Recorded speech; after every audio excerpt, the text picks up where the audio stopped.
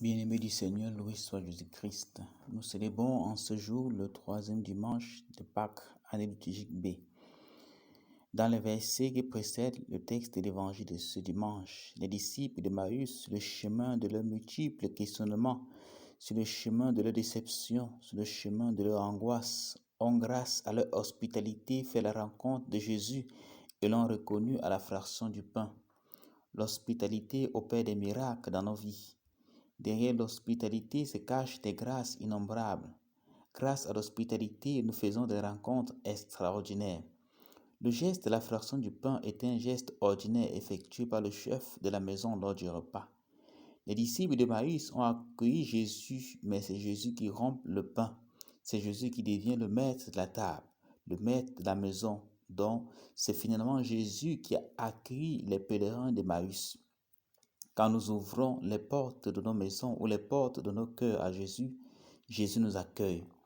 Ce geste de la fraction du pain effectué par Jésus, surtout lors du dernier repas avant sa mort, aurait laissé une marque indélébile dans l'âme de ses disciples. On reconnaît aussi un véritable chrétien à la fraction du pain, geste de communion, d'accueil, d'amour, de sympathie qui redonne l'espérance et donne de la vigueur aux pèlerins de la tristesse, tout en faisant d'eux des missionnaires de la joie. Nous ne sommes pas chrétiens si nous sommes incapables de rompre le pain. Nous ne sommes pas chrétiens si nous sommes incapables de rompre notre vie pour la partager. Rompre le pain, c'est enlever la pierre qui enferme l'autre dans son tombeau. Emmaüs pour Jérusalem, c'est le chemin de la joie, le chemin de la restauration, un chemin des illuminés par le ressuscité, un chemin au cours duquel nous ne faisons plus la rencontre de Jésus, mais au terme duquel il nous rejoint pour nous affermir dans la sérénité, pour chasser nos peurs et nos doutes en nous donnant la paix. Lorsque nos pas s'empressent pour annoncer la résurrection, le Seigneur lui-même vient couronner notre œuvre.